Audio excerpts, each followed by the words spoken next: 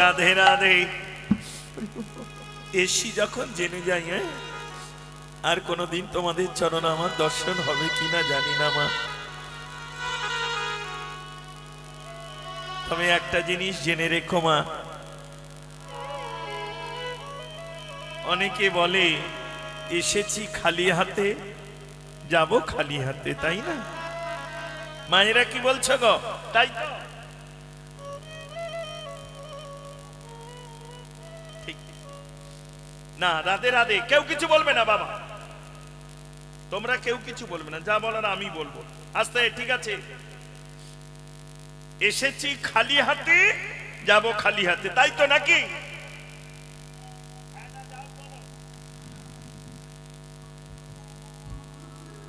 হ্যাঁ দিকে কারা দেখে হাত তোলো তো,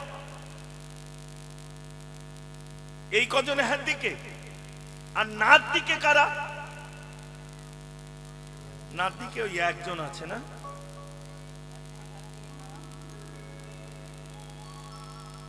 বাহ, রাধে রাধে মা। শোনো মা, এই জগতে কেউ খালি হাতে আসে না, কেউ খালি হাতে যায় না। কি ভাবছ? নিয়ে আসে তার ভাগ্য। ছোট্ট করে মিলিয়ে না, সন্তান যখন ভূমিষ্ঠ হয়, মায়েরা ভালো করে জানে, সন্তান যখন ভূমিষ্ঠ হয় তার কর এমনি করে মুষ্ট মারা থাকে না খোলা থাকে? তাহলে যার কর মুষ্টি মারা আছে, তোমরা বলছো কিছু নেই হাতে, কি করে বললে? হাতে কিছু না থাকলে মুঠো মারবে কেন? খুলে দেখেছেন? কে বলছেন? কই বলো, দাঁড়াও, কে বলছো বলো, হাতটা উঁচু করো দেখেনি। রাধে রাধে বলো, হাত তোলো। আচ্ছা আচ্ছা আচ্ছা, সুন্দর বাবা। আপনারা কিছু বলবেন না। করোনা ভাইরাস দেখেছিলেন চোখে? তাহলে ভ্যাকসিন নিলেন কেন? রাগ করো না। দেখেছিল কারা? যাদের কাছে অনুবীক্ষণ যন্ত্র ছিল, তারা দেখে ওই জীবাণুটাকে মারার জন্যে বিপরীত ঔষধি তৈরি করে এই মানব জাতিকে রক্ষা করলেন। এগুলো আমাদের আপনাদের মতো মানুষের দ্বারায় নয়, তারা খুব উচ্চ মার্গী। তা করলে হবে না মা। যা দেখিনি তা নেই বলে কোনোদিন ভাববে না, এটাই মহা অপরাধ। যা দেখিনি তা নেই বলে কোনোদিন ভাবতে নেই। ছিল মা, তারপরে এমনি করে মুষ্ট মারা ছিল, নিয়ে এসেছিল ভাগ্য। এ জগতেই যারা এসেছে সবাই আমরা ভাগ্য নিয়েই এসেছি বাবা। আর যদি আমার ভাগ্যে না থাকতো, তাহলে অত দূর থেকে আমি এখানে 8 ঘন্টা গাড়ি আসতাম না মা। আর আপনাদেরও ভাগ্যে যদি না থাকতো, আমার জীবনে কোনোদিন এইরকম জঙ্গলের মধ্যে মরুভূমি প্রায় এলাকায় কীর্তন কোনোদিন করিনি। আজ এই দেখে যাচ্ছি, এসে দেখছিলাম আর বলছিলাম এখানে ভক্ত কোথা থেকে আসবে, কিন্তু মনে হচ্ছে না গো, সত্যি ভজনের দেশে এসেছি। লক্ষ্য করো মা, নিয়ে আসে তার ভাগ্য। এবার যদি বলো বাবা এরা আমাদের নিমন্ত্রণ করেছে, জানিয়েছে, সে আর তোমার টাকা দিয়ে বায়না করেছে তুমি এসো, এই দুজনার আশার মাঝখানে বায়না এরা আমায় করেছে অনেকদিন আগে, কিন্তু এদের বায়না নেওয়ার আগে আরেকজন যে আমায় বায়না করে আছে, এই জগতে তার ডাক যেদিন আসবে কে কাকে ধরে রাখতে পারে বাবা? না তুমি না আমি। আজ ভাগ্যে ছিল বলেই আমার মতো অদমে আপনাদের শ্রীচরণ দর্শন হলো। নিয়ে আসে ভাগ্য, আর নিয়ে কি যায়?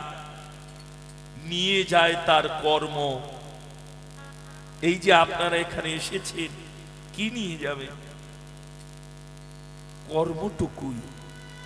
আর কর্ম অনুসারে গীতার বাণী তার পুনর্জন্ম হয় ধরাতলে।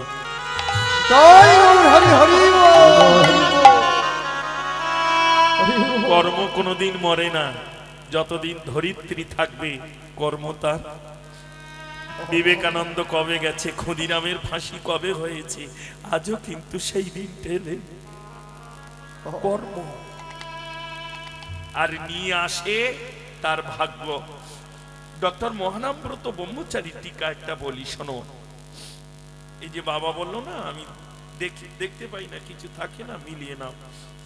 এক জমিদার, তার একটি মাত্র ছেলে। রাধে রাধে, ভালো করে মন দিয়ে শুনবে মা, ছোট্ট করে একটুখানি বলি। এখন জমিদার ছেলেটা বড় হয়েছে, মনে মনে চিন্তা করছে আমার ছেলেকে বিয়ে দিতে হবে। কার সঙ্গে বিয়ে দিই? মনে মনে সিদ্ধান্ত করলো, এ জগতে যে মেয়ের খরচা কম সেই মেয়ের সঙ্গে আমার ছেলের বিয়ে দেব। এবার মায়েরা বল, কোন মেয়ের খরচা কম? কোন মা বলতে পারে কোন মেয়ের সব থেকে খরচা কম? হ্যাঁ,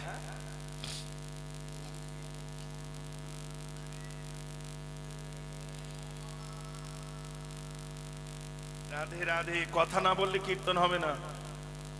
কীর্তন দাওয়া নেওয়া। লক্ষ্য কর্মা, তোদের মতো ধনী জগতে খুব কম আছে। লক্ষ্মীর ভান্ডারও বাড়িয়ে দিয়েছে, তাই না?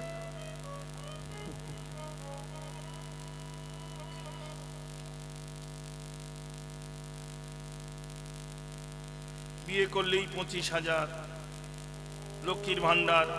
শুধু ওগুলো, জন্ম থেকে একটা এক্সট্রা ইনকাম আছে, ছানলেই পয়সা। চুলের কেজি কত করে? কিচ্ছু করতে হবে না, একটা ঘন চিরুনি নিয়ে দুজনে বসে গল্প করবে, ছানবে, যে কটা বেরোবে টিপে মারবে, আর যে কটা ছিঁড়ে আসবে প্লাস্টিকে রাখবে, দেখবে ইনকাম কি। কিরম যেরম আয়ও আছে সেরম ব্যয়ও আছে। এদিক থেকে ছিঁড়ে কুটে যেটা আসে প্লাস্টিকে রেখে আবার ওইটাই বিক্রি করে আবার এদিক দিয়ে চেঁচে সরু করে দেয়।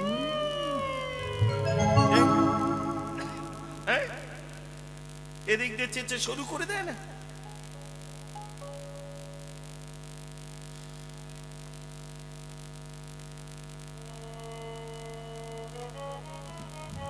এই যে কথাগুলো তোরা আনন্দ পাচ্ছিস, হাসিস মা, এইগুলোই হচ্ছে বাজে কথা। রাগ করিস নি। যে কথায় নাই কৃষ্ণ কথা, যে কথায় নাই হরি কথা, সে কথায় দেয় শুধু জীবনে ব্যথা।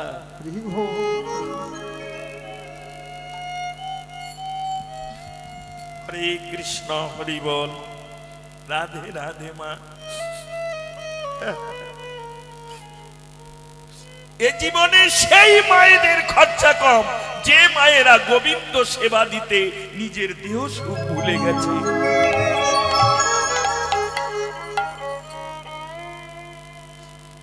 দেখবে অনেক মা সন্তানের সেবা দিতে দিতে নিজের সুখ ভুলে যায়, নিজের কথা ভাবে না। আপনারা তো মায়ের জাত, আপনারা ভালো জানেন। যখন বাল্যকালে আমরা ছোটবেলায় বিছনায় মলমূত্র ত্যাগ করতাম, মায়েরা কি করত? তার উপরে একটা শুকনো কাপড় পেতে মা সেখানেই শয়ন করত, কিন্তু আমাকে শুকনো জায়গায় রেখে দিত। প্রত্যেকটি নারী মায়েদের এই কর্ম, তাই না? কারণ সন্তানের কোনো কষ্ট না হয়, তাদের কোনো ব্যাধি না হয়, জীবনের সঙ্গে মিলিয়ে নাও মা। হরে কৃষ্ণ, হরি বল, হরি বল। যে সন্তানের জন্য তুমি এত, সেই সন্তানই একদিন কখন যে শয়তান হয়ে দাঁড়াবে তা আমরা কেউ জানি না। সন্তান জ্ঞানে তাকে মানুষ করেছিলাম, কিন্তু কোথাও না কোথাও আমার ভুল হয়ে গেল বা তার কর্মের দোষ ছিল, তাই সন্তানের জায়গায় কখন শয়তান হয়ে দাঁড়ালো। লক্ষ্য করো মা, যে গোবিন্দ সেবা দিতে জানে, যে গোবিন্দ সেবা করতে পারে, দেখবে তাদের দেহ সুখ নেই। বিশ্বাস না হয় এই কমিটির লোক যারা আছে দেখবে, যদি মহোৎসব করে দেখবে বাজার ঘাটে গেলে স্যুট পোট কোট বুট কত কি পরে যায়, কিন্তু ভিক্ষায় যাচ্ছে দেখো। কোথাও চান হচ্ছে, কখনো হচ্ছে না, কখনো জুটছে, কখনো জুটছে না। মিটিং এ বসে আছে, কি করা হবে, কাকে মায়না করব, প্যান্ডেল কে করবে, আলোচনা করছে। বাড়ি থেকে ফোন করলো বউ, এই দেখো রাত 10টা বেজে গেল, আসবে না কি গো? আমি কিন্তু আর বসে থাকি, এই দেখো আর আধ ঘন্টা, এই দেখো ওসব কিন্তু আমি পছন্দ করি না। কি ওসব হরি নাম হরি হরি কি হবে? লক্ষ্য করো মা, মিলিয়ে দেখো। 2-4টে কথা বলার পরে হয়তো ফোনটা রেখে দিল, 10 মিনিট পরে সে নিজে নিজে আহার নিয়ে সেবা করে নিল। আর বাদ বাকি এই দেখো এই রইল, নাকি জল দিয়ে দেবো? তুমি আমি খেয়ে নিয়েছি, খেয়ে নিয়েই শুয়ে পড়লাম। অনেকের জীবনে হয় বাবা, এগুলো আমরা দেখেছি। বলতো, যে মানুষটা স্ত্রী বেড়ে আসন পেতে দিত, সেই মানুষটা কেন আজকের এই দশা? কারণ গোবিন্দ সুখ দিতে গিয়ে তাদের এই জীবনে যারা গোবিন্দকে সাজাতে পারে, সুখ দিতে পারে মা, তাদের দেহ সুখ আস্তে আস্তে চলে যায়। দেখবে জীবনে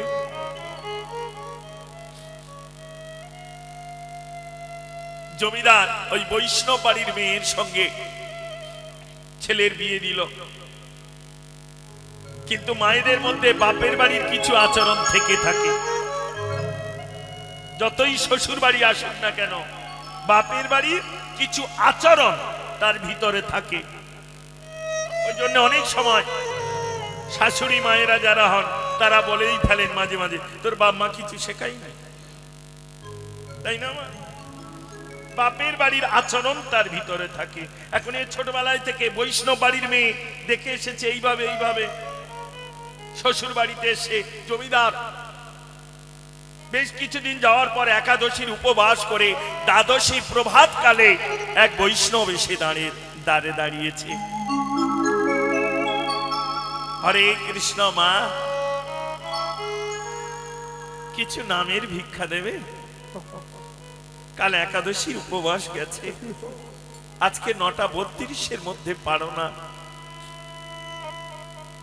তুমি কিছু ভিক্ষা দিলে রন্ধন করে গোবিন্দকে ভোগ লাগিয়ে ভগবানের সেবা প্রসাদ পেয়ে আমি একাদশীর পারনা ত্যাগ করবো মা। এই বৈষ্ণবী কন্যা ছোটবেলায় থেকে শুনে এসেছেন, কারণ বৈষ্ণবের বাড়িতে হরি কথা ভাগবত কথা। লক্ষ্য করো মা, ওই জন্য তখনকার দিনে একটু জাতপাত বংশ বনের দেখে সংসার ধর্ম হতো। এখন তো আর নেই হ্যালো আর গেল, রাগ করলে হবে না বাবা। ওই জন্য তখনকার সমাজ একটু আলাদা ছিল বাবা, এখনকার সমাজটা অনেকটা অন্যরকম ভাবে চলেছে। আগেকার দিনে ঠাকমাদের ঠাকুর দ্বারা 2-1 গা দিলেও যেত না, আর এখন দিতে লাগবে না, শুধু তুই বলে আঙুল তোলো। কি তুই বলিস কার রে? এই তো সমাজ। জয় রাধে, হরে কৃষ্ণ। এখন এই বালিকাটি শুনেছিলে মহাপ্রভু রায় রামানন্দ শনে গোদাবরীর তীরে যখন হরি কথা কথন হচ্ছে যে এই কলির জীবের স্বল্পায়ু, এদের উদ্ধারের সহজ পথ কি? বলল হরের নাম হরের নাম হরের নামই বকে বলম, কলো নাস্তেইব নাস্তেইব নাস্তেইব গতি অন্যথা। বলল প্রভু, কলির জীব নাম করবে বটে, কিন্তু এরা যে নামতে পারবে না। মিলিয়ে নাও, হিন্দু ধর্মের আগে হলো নাম, আগে নাম, আগে নাম না। যতদিন দেহে থাকে মান অভিমান, ততদিন হয় না তার গোবিন্দ দর্শনে। আগে না, ওই জন্য লালা বাবু সবার দ্বারে ভিক্ষায় যেতেন, কিন্তু জগৎ শেঠের দ্বারে যেতেন না। গুরু বলতো এখনো তোমার ভিক্ষা হয়নি। যেদিন জগৎ শেঠের দ্বার থেকে ভিক্ষা নিলে সেই দিন বললে এবার হয়েছে বাবা। কারণ অভিমানং সুরাপানং গৌরব রৌরব সম। এই জীবনে অভিমান যার হৃদয়ে আছে তার হৃদয়ে কৃষ্ণ প্রেম থাকবে না।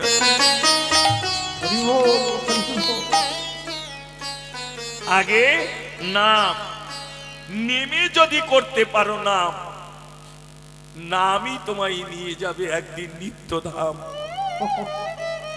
কেউ তোমায় ধরে রাখতে পারবে না, যেমন অজামিলকে নিয়ে গিয়েছিলে। নাম নারায়ণ দেখা দে, রাধে রাধে যাক বাবা, মিলিয়ে নাও।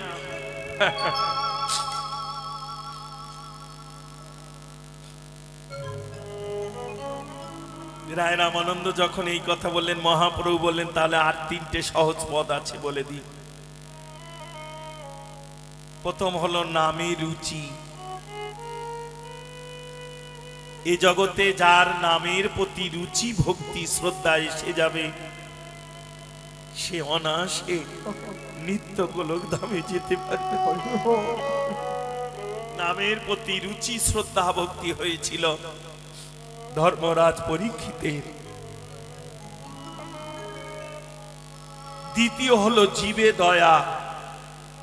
নামে রুচি জীবে দয়া। লক্ষ্য করো মা, অপরাধ নিও না। দেখবেন সমাজে এখন অনেক ঘুরে বেড়াচ্ছি আমরা, নাম করছি, জপের মালা আছে, কিন্তু মানুষকে ঘৃণা করে চলে যাচ্ছি।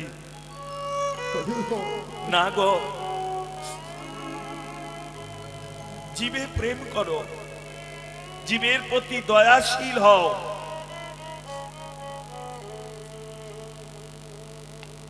হরে কৃষ্ণ হরি বল। নামে রুচি জীবে দয়া, আর সর্বশ্রেষ্ঠ ভজন হলো বৈষ্ণব সেবন। এই তিন সার বস্তু শুনো সনাতন। সে যদি আমায় না করে, সে যদি আমায় না করে আহ্বান, অন্তিম কালে আমি যে তার লই, আমি তাকে নিয়ে যাই। এখন নামে রুচি জীবে দয়া বৈষ্ণব সেবা। মেয়েটা ছোটবেলায় থেকে বাপের বাড়ি দেখে এসেছে বৈষ্ণব দ্বারে, তাও একাদশীর উপবাসের পরের দিন, মানে দ্বাদশীর প্রভাতে সঙ্গে সঙ্গে এমনি করে পুষ্প পাত্রে সাজিয়ে নিয়ে, কি গো তন্ডুল মানে চাল, সবজি, তেল, মরিচ, মশলা, মানে একটা বেলা যেন তার হয় এমন করে ভিক্ষা দিতে হয়। মাধুকরী সাজিয়ে নিয়ে এমনি করে এসেছে। যেই বৈষ্ণবের কাছাকাছি এসে গেছে, বৈষ্ণব এমনি করে ঝোলাটা পেতে দাঁড়িয়ে আছে, কৃষ্ণ নাম করছে, আর ওদিকে শ্বশুর উপরে বসে আছে। ওখান থেকে বলল, বৌমা বৌমা ফিরে এসো। কি ভেবেছ তুমি? আর এদিকে বৈষ্ণব কাঁদছে, মা কাল একাদশী উপবাস, তুমি না দিলে যে আমি গোবিন্দ সেবা দিতে পারবো না মা। আমার একাদশীর পারণা ত্যাগ করা হবে না মা। নারী জাতি বলো মা যাবে কোন দিকে? সম্মুখে বৈষ্ণব, অট্টালিকা উপরে গুরুজন, কাকে ছেড়ে কাকে রাখবে? মধ্যে দাঁড়িয়ে বৈষ্ণবী কন্যাটি পাত্র নিয়ে কাঁদছে। অবশেষে বৈষ্ণব ঠাকুর বলল, মা কাঁদছ? কাঁদবো না বাবা, আমি এখন কোন কুলে দাঁড়াই বলো বাবা?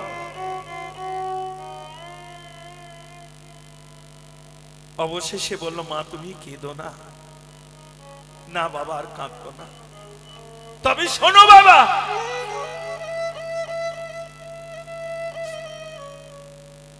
যা খায় পুরানো খায়, নতুনের আমদানি নয়। বৈষ্ণব বলল যতদিন থাক ততদিন খা, আনন্দ করে আশীর্বাদ দিয়ে। জমিদার মনে মনে চিন্তা করলো, অভিশাপ দিল না, গালাগালি করলো না, ভিক্ষা দিতে গিয়েও কেড়ে নিয়ে এলাম। উপর থেকে নিচে নেমে বলছে, ও বৌমা কি বললে গো তুমি? বৌমা বললো, তুমি বুঝতে পারবে না বাবা, আমার একটু বুঝিয়ে বল না মা। শুনবে বাবা? শুনতে যদি হয় তাহলে আগে আমার কথার উত্তর দাও। কি এই জমিদারি কত জন্মে? বলে, ওরে বাবাই কি একদিনে? 7 জন্মের জমিদারি, 7 পুরুষ ধরে আমরা জমিদার। এ কি আজকে গান? আমার বড় ঠাকুরদা, আমার ঠাকুরদা, আমার বাবা, আমি, তোমরা এসব পর জমিদার। এটা জমিদারি বংশ বলে না? হরে কৃষ্ণ, হরি বল। যেমন আমাদের ভজনের মধ্যে আছে নিত্যানন্দ পরিবার, অদ্বৈত পরিবার, শ্যামানন্দ পরিবার, পরম্পরা। হরে কৃষ্ণ। বলল, বাবা আমি ওই বৈষ্ণবকে বলেছি এরা যা খায় পুরানো খায়, নতুনের আমদানি নয়। শ্বশুর বলল, তার মানে?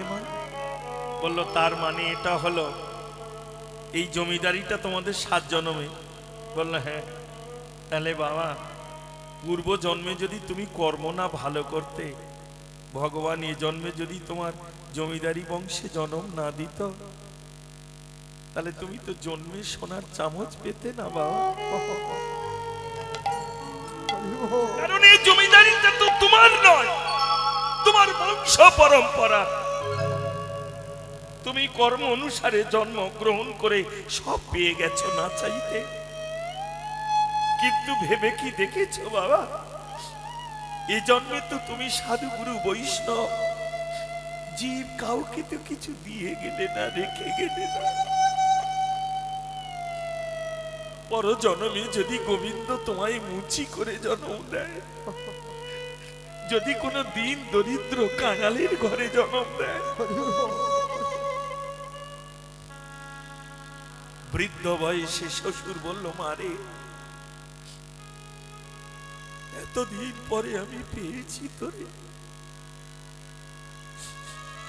আর এই অট্টালিকা উপরে বসবো না মা, একটা আসন এইখানে পেতে দিবি, এই ধুলার পরে,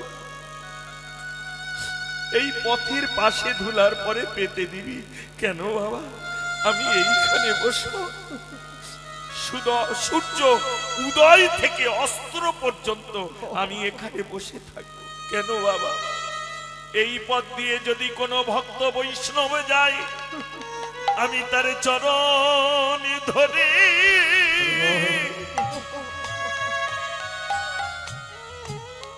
ধরে লয়ে আসিব, তার চরণ ধরে আমি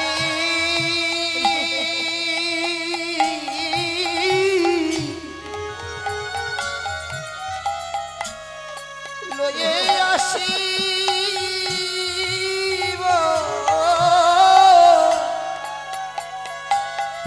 তার চরণ ধরে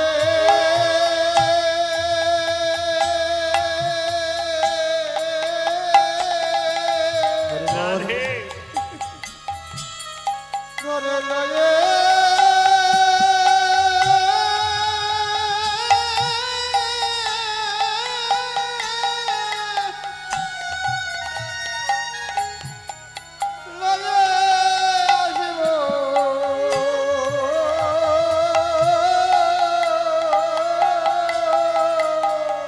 চরণ দুটি ধোয়ায় দেব,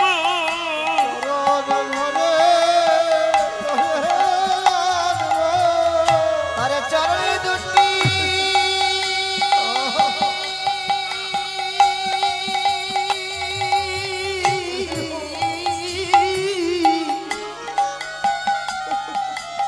আমি ধোয়ায় দিব, শিব কেন বাবা বলো? শুনেছি বৈষ্ণবের হৃদয়ে প্রভুর সতত বিশ্রাম। এ জগতে ভক্ত বৈষ্ণব যদি কাউকে কৃপা করে, ভগবান আর তাকে দূরে ফেলে রাখে না। এই জন্মে এই আমার বাসনা। লক্ষ্য করো মা, এই যে ছোট্ট উপদেশ বা এক্সাম্পল পেয়ে আমরা কি পেলাম? নিয়ে আসি ভাগ্য, নিয়ে যাই কর্ম। বাস্তবে মিলিয়ে দেখো মা, কেউ কর্ম ছেড়ে যায় না। কর্ম যাক, জয় রাধে। আচ্ছা, আর একটা জিনিস মায়েরা বলো তো দেখি, এই জগতে সব থেকে ভারের বোঝা কোনটা, যা বইতে সারা জনম কষ্ট হয়? কে বলতে পারে? পাপ।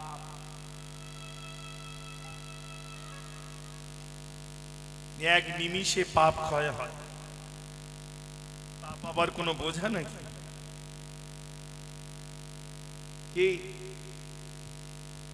এক নিমিষে পাপ ক্ষয় হয়ে যায়। রাধে রাধে। গঙ্গায় স্নান করতে যান না, তাহলে পাপ ক্ষয় হবে বলে? রাগ করো না, ভালো। রাধে রাধে। এ জগতে সব থেকে ভারের বোঝা হলো পিতার স্কন্ধে যদি পুত্রের শেষ যাত্রা হয়। বাবা বেঁচে আছে, যৌবন ছেলেটা যদি, যুবক ছেলেটা যদি মারা যায়, তার শেষ যাত্রা যদি বাবা। ঠিক তেমনি 24 বছর বয়সে মহাপ্রভু যখন সন্ন্যাস নিলেন, গৌর আনা নিধি হলেন অদ্বৈত আচার্য। তিনি আর সহ্য করতে পারলেন না, কারণ পিতা সমত। পুত্রের এই বিরহ, নবদ্বীপ সবাই যখন কাঁদছে, তানার বয়স হয়েছে, মাজাটা পড়ে গেছে, 84 বছর বয়স। এক করে লণ্ঠন, লণ্ঠন মানে হ্যারিকেন, আপনারা কি বলেন জানি না, লণ্ঠন তখনকার দিনে, আর এক করে যষ্টি লাঠি, এমনি করে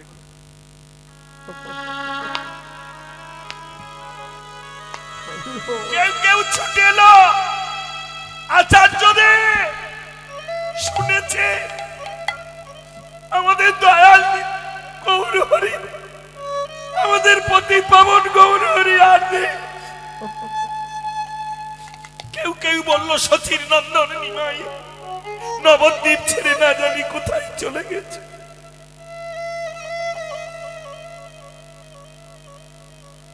আচার্য কাঁদছে, সবাই বলছেন আচার্যদেব আপনি, আমরা নিমাইকে খুঁজছি আর আপনি কি দেখছেন? এই এক করে লণ্ঠন আর লাঠি, গুলার উপরে কি দেখছেন?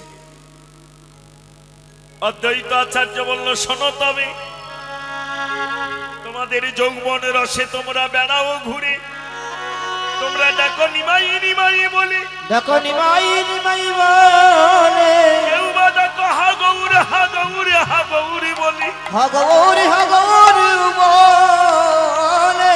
কিন্তু এই বৃদ্ধ বয়সে আমি বা যাই কোথায়? কিন্তু গৌরহারা বিরহ আমিও যে সইতে নারী, তাই পথে দেখছে তারি। বললো কি দেখছো? বললো এই করের লণ্ঠন, এই আলোর জ্যোতিতে আমি যদি দেখতে পাই ধুলার উপরে আমার নিমাইয়ের একখানি চরণ, চরণ চিহ্ন যদি আমি দর্শন পাই, আমি বুঝতে পারবো নিমাই আমার এই পথে গেছে। নিমাই আমার এই পথে গেছে, নিমাই আমার এই পথে গেছে।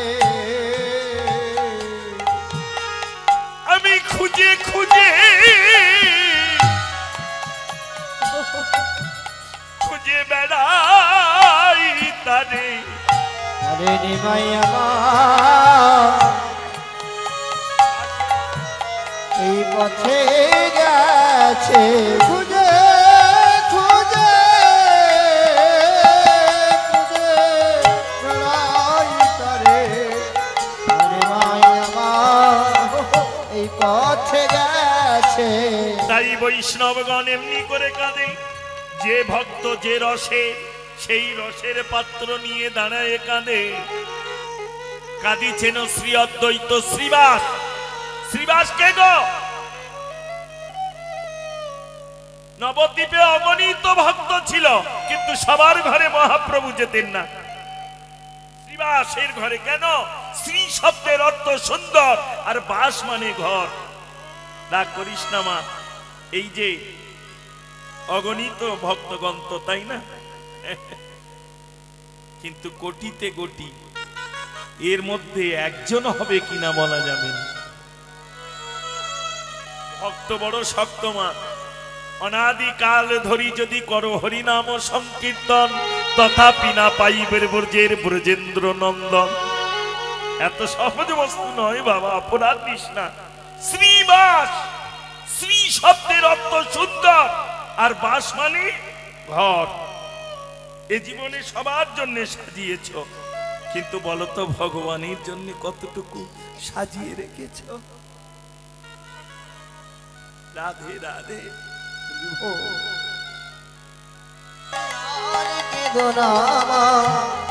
পিতাই শুনেছি, যার যা নাই তুই দিতে পারিস তাই। কেউ যদি তোর কাছে কিছু চায়, তুই নাকি তাকে তাই দিস। শোনো মা,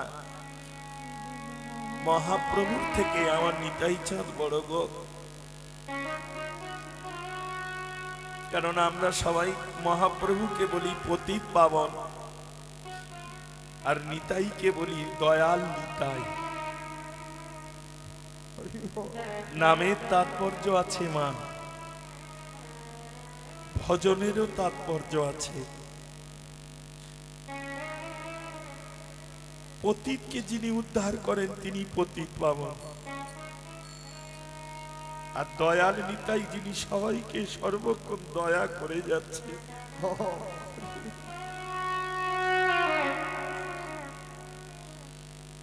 এর অনেক ভক্ত জীবনী আছে আমার নিতাই চাঁদের। শ্রীবাসের একমাত্র ভাইজি ছিল যার নাম নারায়ণী।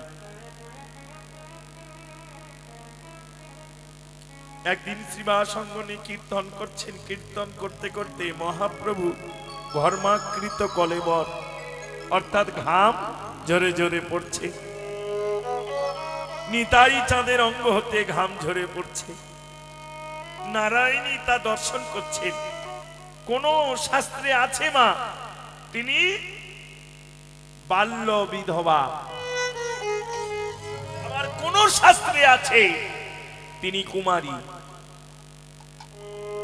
ওই জন্য শাস্ত্র নিয়ে তর্ক করতে নেই, কারণ নানা মনি নানা মত, আবার যে যেটা বলি সেটাই ঠিক।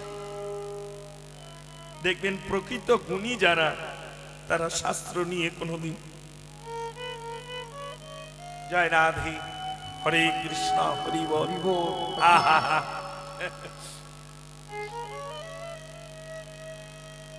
নারায়ণীর পানে তাকিয়ে একটু জল ভিক্ষা করলেন, চাইবে। নারায়ণী জল দিলেন কাকে? নিত্যানন্দকে।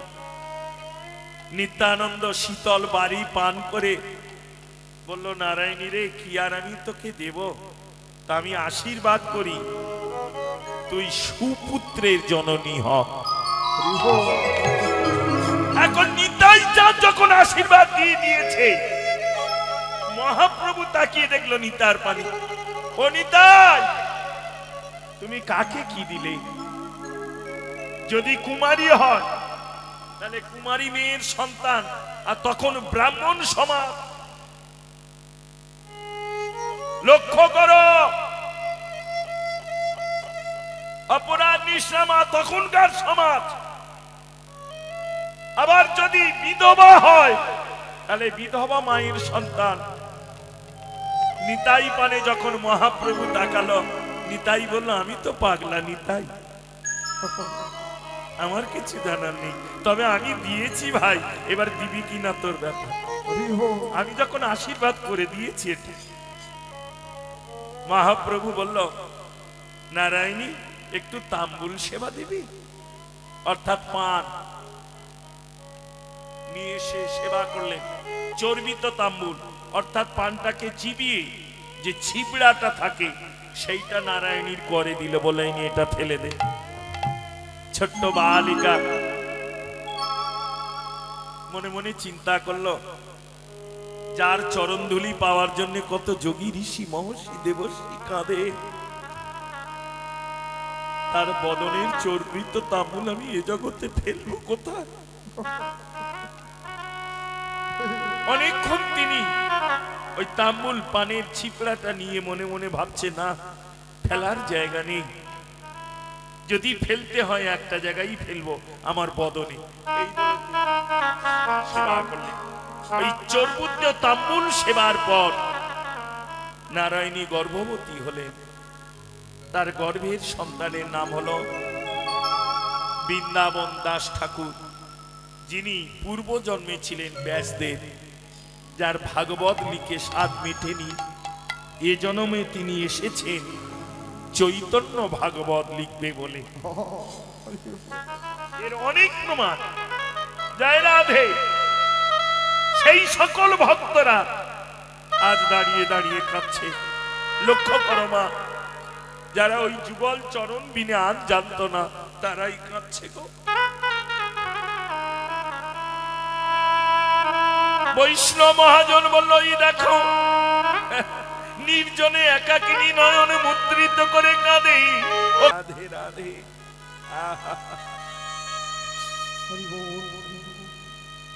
এই সম্বন্ধ নাহি যার, সেই যায়ক ছাড় খার, তার বপু লৌহ সমগণী।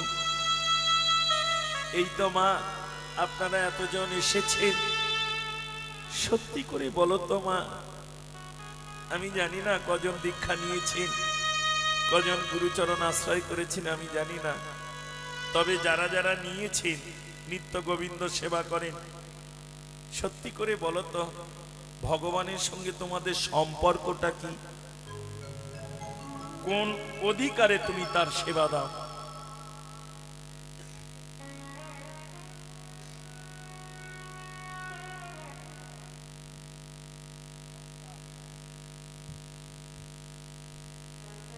আমার এই মা বলল, আমি সন্তান রূপে সেবা দিই। এটা কোন প্রেম? ভগবান যদি তোমার সন্তান হয়, তুমি মা, তাহলে তোমার আর ভগবানের মধ্যে কি প্রেম?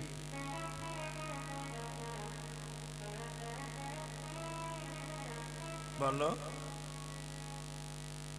বাৎসল্য প্রেম, তাই না? তাহলে বাৎসল্য প্রেম যদি হয়, কোনদিন কিন্তু ভগবানকে প্রণাম করবে না। লক্ষ্য করিস মা, রাগ করিস না, আর হয়তো আমার সঙ্গে তোদের কোনোদিন হয়তো দেখা হবে না। আমি যতটুকু জানি তোদের জানিয়ে গেলাম মা। আসলে কি জানিস মা, এখনকার দিনে অনেকে অনেক কিছু জানে কিন্তু জীবনে যাজন করে না। সাধু হওয়া 5 মিনিটের কাজ। নেড়া হলাম, শিক্ষা রাখলাম, তিলক নিলাম, মালা নিলাম, বেশ করলাম, হয়ে গেলাম সাধু। সাধু হতে বেশিক্ষণ লাগে না, সাধু সাজতে বেশিক্ষণ লাগে না, কিন্তু সাধুত্বটাকে ধরে রাখতে কোটি জনম চলে যায়। রাধে রাধে, হরে কৃষ্ণ, হরি বল। ভজন সাধন মা, কোন এক রসে ভগবানকে বাঁধতে হয় রে, নাহলে জন্মাষ্টমীর দিন তুই গোপালের মা হবি, 100-200 জন যাত্রীর সামনে তুই গোপালের মা অহংকার। আমি 3001 টাকা দিচ্ছি না, তাই না? গোপালের মা হব, আর তারপরের দিনেই বলবো ঠাকুর আমার নাতিটার ভালো করে দাও।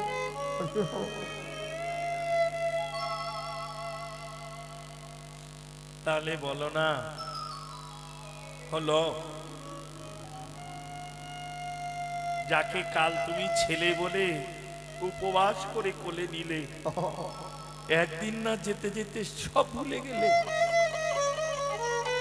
একে কি বলে মা? রাগ করিস না জননী। প্রকৃত জীবনে যার চৈতন্য আসবে সে গোবিন্দ চরণ আর কোনোদিন ছাড়বে না মা।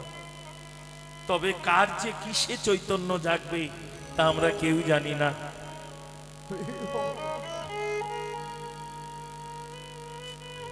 আগামী বছর আমি এসেছিলাম ওটা কি বলে নবকুঞ্জ বিদ্যাসাগর হল, ওখানে কমিটির কোন বাবারা হরিকথা শ্রবণ করেছিলেন। ওরাও ওইখানে একটা সিদ্ধান্ত বলেছিলাম, সেটাও শুনতে চেয়েছি। কার যে কখন কিসে চৈতন্য জেগে যাবে আমরা কেউ জানি না। তবে চৈতন্য যদি জেগে যায় মা, তার মধ্যে একটা সম্বন্ধ রাখবি। সম্বন্ধ যার নেই, জানবি তার সেবাটা বিফলে যাচ্ছে। সেই সম্বন্ধ নাহি যার, শান্ত রসে সেবা করে মনি ঋষি, দাস রসে সেবা করে হনুমান। এ সেবার তুলনা নেই। সীতা দেবী সামান্য এইটুকু সিঁদুর এখানে পড়ছে, সীতা দেবীর রন্ধন মহলে প্রবেশ করেছে হনুমান। মা এই লাল মতো এইটুকু কি পড়ছো মা? সিঁদুর কি হয় মা এতে? বলে ওরে পাগল ছেলে, মনের প্রশ্ন কি আর তোকে বলি। তবে একটা জিনিস শোন, লক্ষ্য করো মা, এটা তোর বাবার মঙ্গলের জন্য আমি ধারণ করেছি। যে মায়েরা সিঁদুর ধরে আছে গুরু কি পায়? কার জন্যে? এই যে হাতের শাঁখা সিঁদুর ধরে আছেন, কার মঙ্গলের জন্য? নিজের না, স্বামীর মঙ্গল কামনায়। লক্ষ্য করো মা, আর একটা গভীর ভজন কথা বলে দিয়ে যাই। রাবণের মৃত্যুবান ছিল মন্দাদরীর কাছে। রাধে রাধে মিলিয়ে নাও মা। বিবাহের সময় বেদ মন্ত্র পাঠ করে ব্রাহ্মণ বৈষ্ণব সবাইকে সাক্ষী রেখে যখন তুমি লল্লাটে সিঁদুর তুলে দাও, একটা বসন দিয়ে ঢাকা দিয়ে দাও, তার নাম কি গো?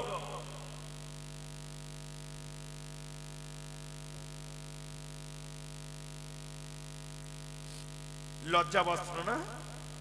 এখন সেটা কি নাইটি হয়ে গেল?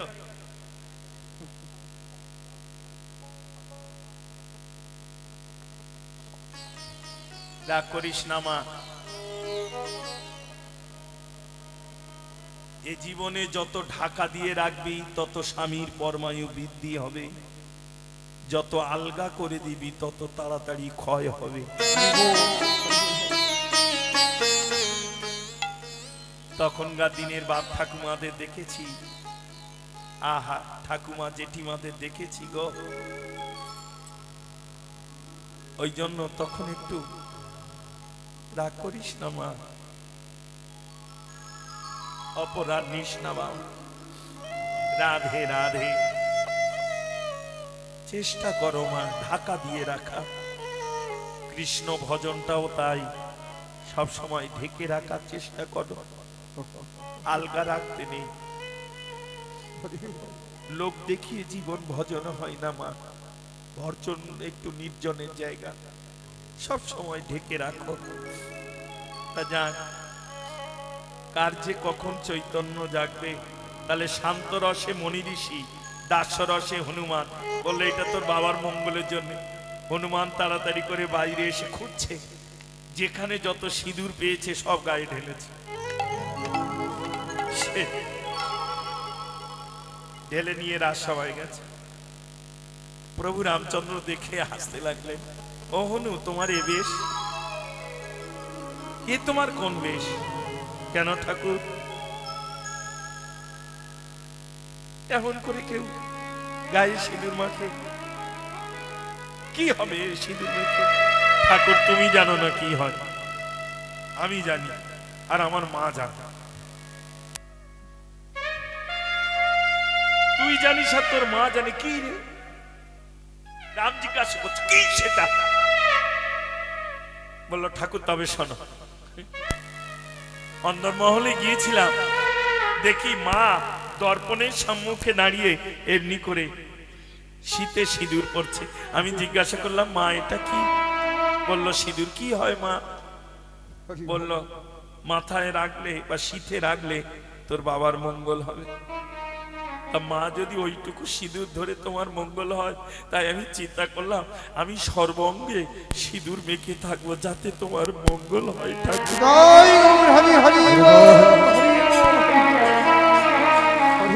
এটা দাস্য রূপে ভজন, সখ্য রূপে ব্রজের সখাগণ। তবে সখ্যর মধ্যে দুটো ভাগ আছে, একটা ভক্তি মার্গের, একটা জ্ঞান মার্গের। কুরুক্ষেত্রের যুদ্ধে অর্জুন ও সখা, কিন্তু অর্জুন জ্ঞান মার্গে, আর বৃন্দাবনের ব্রজরাখালরা ভক্তি মার্গে।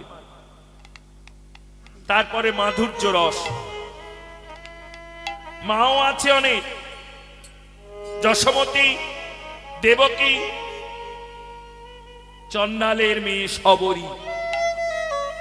শবরীও মাতৃজ্ঞানে স্থান পেয়েছেন, যে বনে বনে ঘুরে ঘুরে উচ্ছিষ্ট ফল, এঁটো ফল নিয়ে রামের সেবার জন্য রেখেছিলেন।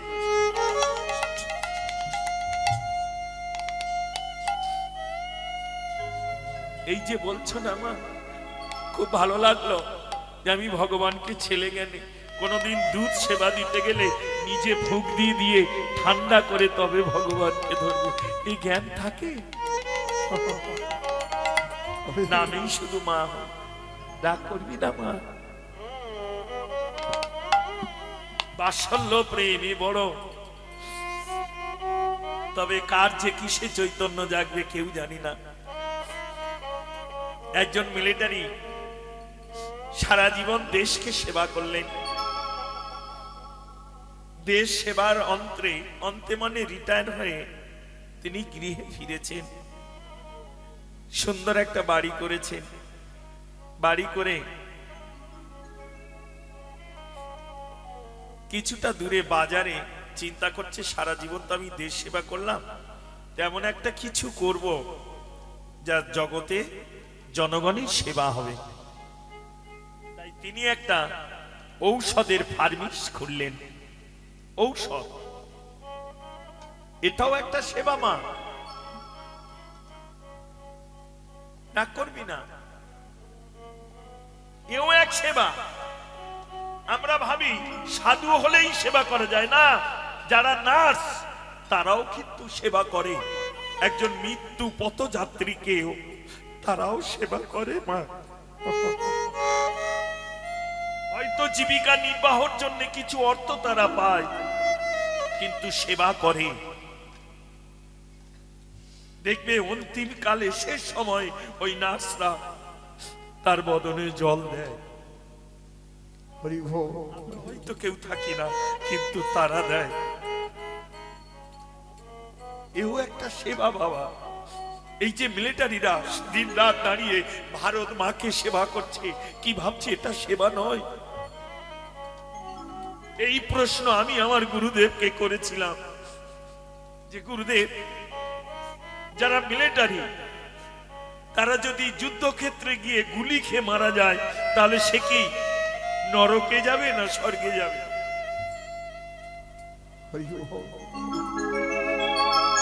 সাধারণত কি হয় বাবা, আমরা যদি কাউকে গুলি করে মেরে দিই, তাহলে সে নরকগামী, আমিও নরকগামী। গুরুদেব বলল, বাবা শাস্ত্রে কথিত আছে যে যুদ্ধক্ষেত্রে বক্ষ দেখিয়ে প্রাণ বিসর্জন দেয় সে নরকগামী হয় না, সে স্বর্গগামী হয়। আর যে পিঠ দেখিয়ে, পিঠ মানে পিছন দেখিয়ে পালায়, তার হত্যা হলে সে নরকগামী হয়।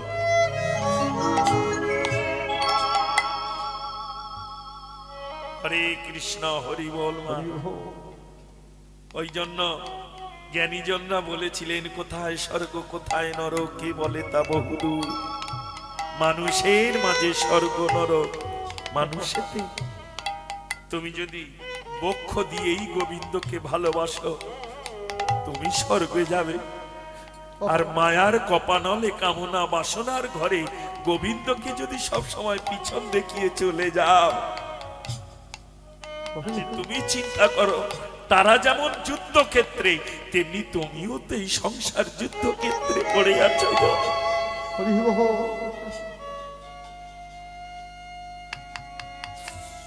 হরে কৃষ্ণ, হরি বল। ঔষধের ফার্মেস খুললেন, একটি মাত্র ছেলে আমেরিকায় পড়াশোনা করে, কিন্তু মিলিটারি সদ্গুরু চরণ আশ্রয় করে একটা রাধা কৃষ্ণ পট মানে ছবি দেখবেন অনেকে দোকানে রাখে মা, তো ওষুধের যে সব খাম খাম করে করে না, একটা একটা কি বলেন আপনারা, তাক করে তার খামে খামে সব, না না শোকেশ নয়, ওটা কি বলেন জানো,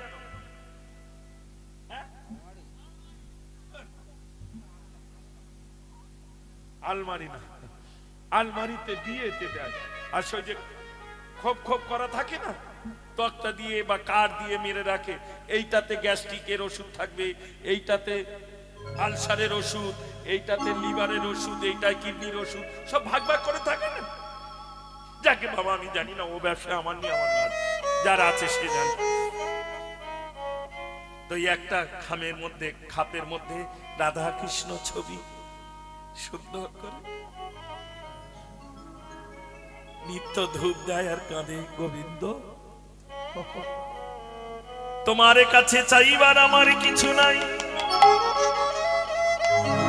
এ জীবনে আমি সবই পেয়েছি গোবিন্দ, কিন্তু একটা বাসনা, আমার অন্তিম কালে, আমার মৃত্যুর পরে, কিংবা আমি বেঁচে থাকতে থাকতে আমার পুত্রের মতি, ছেলে তো আমেরিকায় পড়াশোনা করে, ভালো ডক্টর উপাধি নিয়ে দেশে ফিরে এসেছেন। বাবা বলল, শোন অর্থের তো কোনো অভাব নেই, আমি মিলিটারি ছিলাম, এত অর্থ বিষয় সবই, তা বাবা আমিও চাই তুই সেবা কর, চেম্বার না করে পয়সা না নিয়ে তুই এই ফার্মেসি বস,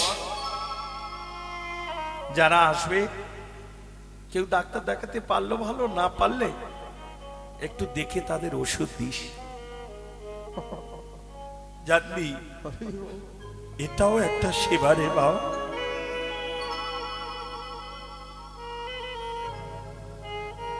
ছেলে বলল তাই, আর একটা কথা শোন বাবা, এই দেখ রাধা কৃষ্ণ বিগ্রহ, এই ছবি দেখছিস, হ্যাঁ নিত্য তুই একে একটু ধূপ ধুনো দেখাস, পারলে একটু সেবা করিস। ছেলেটা অতি শিক্ষিত, ডক্টরের ডাক্তার, তো ভগবান টগবান মানে না, ওসব আবার দেখবেন অনেকে বলে ব্যাধি হয়েছে ঔষধি খেয়ে নাও সেরে যাবে, এত সোজা বাবা।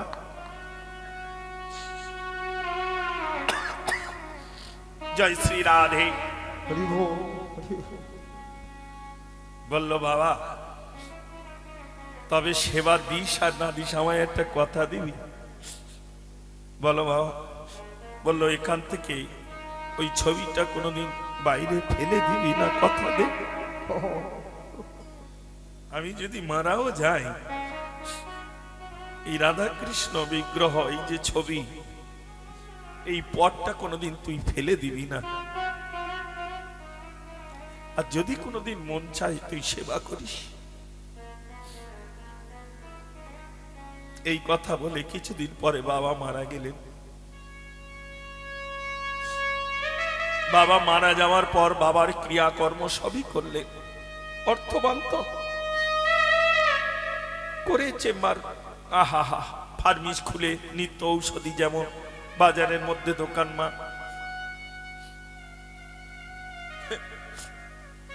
কার যে গোবিন্দ কখন জাগায়,